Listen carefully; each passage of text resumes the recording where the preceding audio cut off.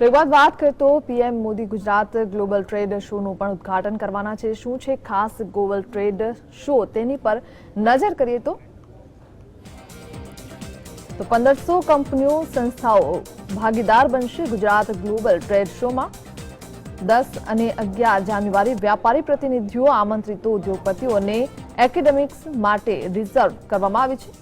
12 અને 13મી જાન્યુઆરીએ સમગ્ર મુલાકાતીઓ માટે ખુલ્લો રહેશે ગ્લોબલ ટ્રેડ શો। 1,50,000 ચોરસ મીટરમાં ગ્લોબલ ટ્રેડ શોનું એક્ઝિબિશન યોજવામાં આવશે। ટ્રેડ શોમાં વિવિધ 14 જેટલી થીમો જોવા મળશે।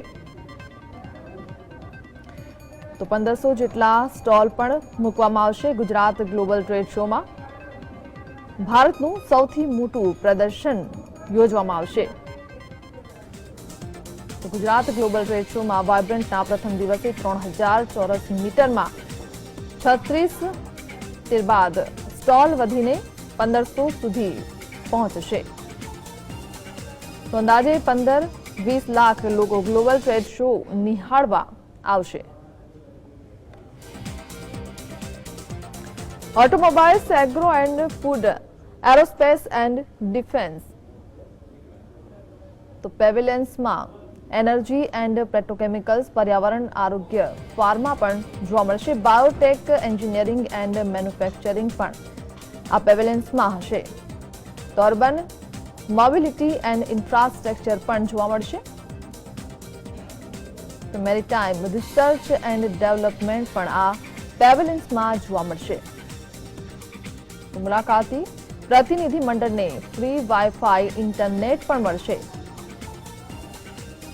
150 થી વધુ હોટસ્પોટ વાઈફાઈ નેટવર્ક ઊભું કરવામાં આવ્યું છે। એરપોર્ટથી મહાત્મા મંદિર સુધી વધારાના ટેલિકોમ ટાવર ઊભા કરવામાં આવ્યા છે। 30 દિવસમાં તમામ કામગીરી પૂરી કરવામાં આવી છે।